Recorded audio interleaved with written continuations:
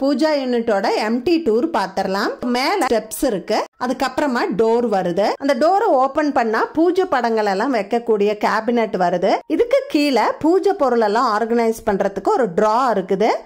இந்த டிராக்கு மேல ஒரு ட்ரே மாதிரி ஒரு செட்டப் இருக்கு. இது எதுக்குன்னு பாத்தீங்கன்னா, விசேஷ நாட்கள்ல சாமிக்கு படையல் போடும்போது பூ பழம் பிரசாதம் எல்லாம் வைக்கிறதுக்கு நம்மளுக்கு ஒரு இடம் வேணும் இல்லையா, இது மேல எல்லாமே நீட்டா வச்சுக்கலாம். இதுக்கு கீழே ஒரு ஷெல்ஃப் இருக்கு. இங்கேயும் நம்ம பூஜைக்கு தேவையான பொருள் எல்லாம் ஆர்கனைஸ் பண்ணிக்கலாம். இந்த இடத்துல விளக்கெல்லாம் ஏற்றுவோம், எண்ணெய் கரையெல்லாம் ஆகும். அதனால இங்க கிரானைட் போட்டிருக்கோம். மேல ஒரு ஸ்பாட் லைட் கொடுத்துருக்கோம். பூஜா யூனிட்டை முழுசா மாத்தாம கொஞ்சம் பட்ஜெட் ஃப்ரெண்ட்லியா மாத்தலாம் அப்படின்னு முடிவு பண்ணணும். அதனால டோரை மட்டும் இப்ப லேட்டஸ்ட் ட்ரெண்ட்ல இருக்கக்கூடிய லேசர் கட் டோரா மாத்திட்டோம். இப்ப பாத்தீங்கன்னா பிரவுன் கலரா இருந்த டோரை மட்டும் ஒயிட் கலர்ல இந்த மாதிரி லேசர் கட் டோரா மாத்திட்டோம். மேல் பகுதியில வெறும் உட்டன் கார்விங் மட்டும் இருந்தது. அதை எடுத்துட்டு இந்த மாதிரி ஸ்டெப்ஸ் மாதிரி பண்ணிக்கிட்டோம்.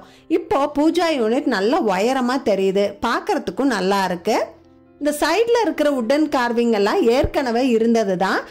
அதை கொஞ்சம் கிராண்டா மாத்தலாம்னு சொல்லி கோல்டு கலர் பெயிண்ட் வாங்கி அந்த கார்விங்ஸ் மேல நான் பெயிண்ட் பண்ணி விட்டுட்டேன். இப்ப பார்க்கறதுக்கு ரொம்பவே கிராண்டா இருக்கு. இந்த கார்விங்ஸ் எல்லாம் நம்மளுக்கு ரெடிமேடா கடைகள்ல கிடைக்கும். இதுக்கு மேல கோல்டு கலர் பெயிண்ட் அடிச்சிருக்கோம். அதனால பார்க்கறதுக்கு மெட்டல் பீஸ் மாதிரி இருக்கு. ஆனா இது வுட்டு.